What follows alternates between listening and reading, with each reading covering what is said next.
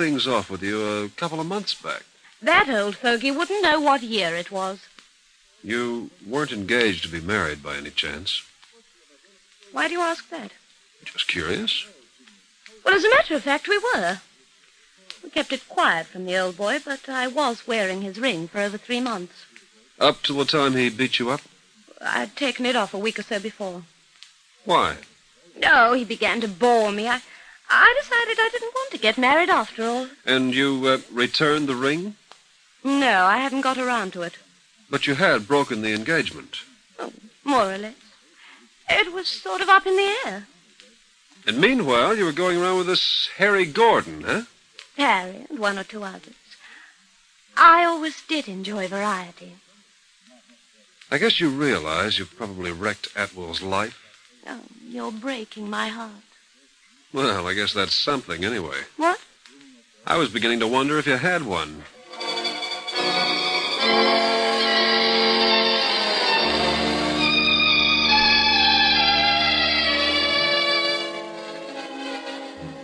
It transpired that prior to his taking an interest in Miss Howarth, Harry Gordon had been a friend of our quarry's for many years, and was known to Sir Robert as quite a decent and reliable young man.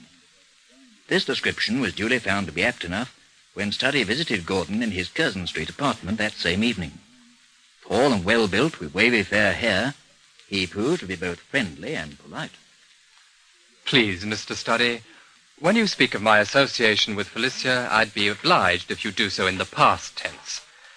I haven't seen her since the day of the trouble with Anthony, and I have no intention of contacting her again. Yeah. How long were you keeping company? Oh, a few weeks. While she was still engaged to Atwell? I knew nothing about that. She took care not to let me see any ring. But you knew she was going steady with him. Oh, vaguely, yes. But, well, I got tangled up with her without quite realizing it. Now it's all over, eh? Completely. Because of the trouble with Atwell? Oh, that really showed her up in her true light. I'd kind of like to hear your version of that story. What happened exactly? Well, I'd arranged to meet her at a pub over in Victoria around 2. When I got there, she was tight, and she insisted on having a few more drinks. Yeah. Well, then she suggested we walk back to town to give her a chance to sober up. I didn't know what a game was then, but I soon found out. You see, we had to go past Buckingham Palace, and Anthony was standing guard at the front gate. Well, she must have known he was there, because she made a point of going right by him. Well, directly I spotted him, I tried to get her away, and that's when she turned on her act. She suddenly grabbed hold of me and started kissing me right in front of him. Well, apart from anything else, I've never been so embarrassed. Yeah. I just grabbed her by the arm, propelled her across the street, and set off along the Mall as fast as I could walk. Well, by this time she was laughing and singing at the top of her voice. I tried to hail a cab, but there wasn't a vacant one to be had. Well, we must have been about 100 yards along from St. James's Palace, when suddenly Anthony bore down on us. His face was white with rage, and he was trembling all over. He said he was going to take her home, but the moment he touched her arm, she started spitting like a wildcat. Then she tried to kick him, lost her balance, and fell in the gutter. Well, for a second or two, he just stood there, looking down at her, and she was screaming and swearing at him for all she was worth. Then he turned on his heel and walked away. The last I saw of him, he was heading across the park, and that's when I finally managed to get a cab. So I bundled her in and told the cabbie where to drop her. And that's the whole story. Yeah. According to her, Atwell knocked her down. She says she intends to sue. Just let her try. I'll be the first to get up and tell the court what really happened. You know, I don't get the point of it. Why would she want to pull a stunt like that? I wouldn't know. Frankly, at the time, I think she was too drunk to know herself. Yeah. Well, if it was her intention to ruin the guy, she did a mighty fine job. Even as things stand, he's in one heck of a mess. But when this gets out, he'll be finished for good.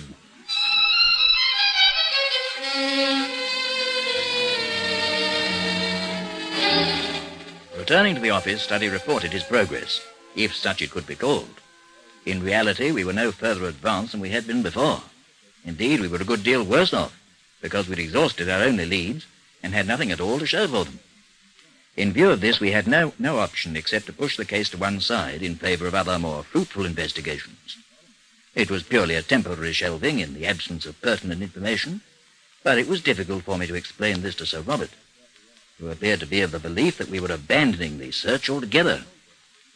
As it happened, the case was opened abruptly some 2 days later, when, shortly before 5 in the afternoon, Study received a phone call.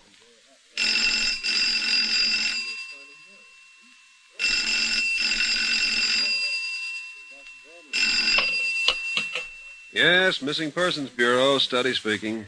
Felicia Howard here, Mr. Study. Oh? And to what do I owe this doubtful honor? Would you come over right away? Over where? To my flat. Why? Because I'm scared. When I got home earlier, the caretaker told me a man phoned this morning wanting to know where I was. Apparently, he'd rung my flat and couldn't get an answer. So? He wouldn't leave his name, said he'd call back. Uh-huh. Well, I'd only been in about 20 minutes. The phone rang, I answered it, and the line went dead. There was someone at the other end, I know that. They hung up in my ear. I think it was Anthony, Mr. Study, checking to see if I was home. I think he's on his way here now. So you want me to come over and protect you, huh, in case he gets violent? I phoned Harry Gordon, but he wouldn't come, the low-down swine. It's all his fault anyway. He's to blame for the whole thing. And he has the height to say he hopes Anthony wrings my neck. Who is it?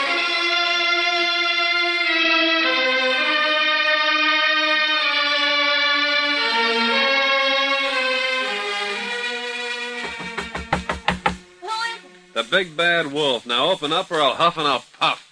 Just a moment.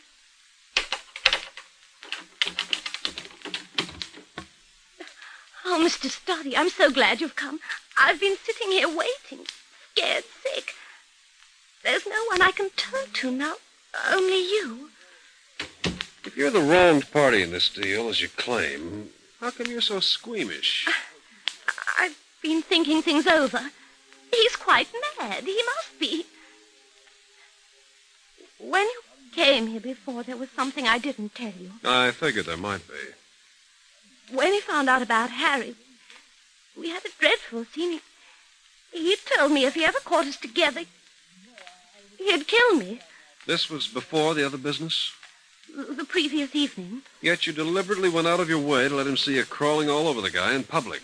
I've been stewing about it. I had too much to drink. I didn't know what I was doing. I just wanted to show him I wasn't bothered by his threats, that I'd do as I chose. You're bothered plenty now. Wouldn't you be if you were in my shoes? Beautiful. If I was in your shoes, I'd cut off my feet. Oh, please, Mr. Study, don't joke. I'm telling you, he's out of his mind. Well, he hasn't shown up yet. Maybe he's not. That'll be him now. Soon see. Well, hi, Gordon. Harry, what are you doing here? You invited me, remember? You said you wouldn't come. That was 2 hours ago. I've had time to change my mind. You look pretty shaken. Something wrong? After Felicia phoned me, I rang Sir Robert and told him about the mysterious phone calls she'd received. I thought he might like to know in case Anthony did show up. Yeah. It wasn't Anthony who rang. It was the old chap himself. He wanted to ask her if she'd heard anything, but when he heard her voice on the other end of the line, he couldn't bring himself to talk to her. So he hung up. You mean it was that old fool all the time? That's right. He phoned this morning, and you weren't in, so he spoke to the caretaker. Then he called back this afternoon. And to think I've been worrying myself silly. You've a lot more than that to worry about. What do you mean? It came over the radio, not half an hour ago. Over the radio? A news bulletin. At 3:20 this afternoon, the body of a man was pulled out of the river. It was estimated by a police doctor that he'd been in the water for at least a week. He carried no identification, but it didn't take them long to trace him. The clothes he was wearing, the boots, part of a uniform. Oh, no. The uniform of the Royal Guard.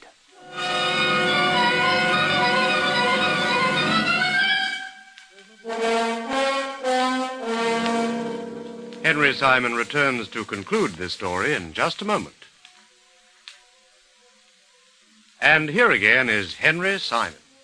The body of Anthony Atwell was formally identified by his father, and at the subsequent coroner's inquest, in the absence of proof to the contrary, a verdict of accidental death was recorded.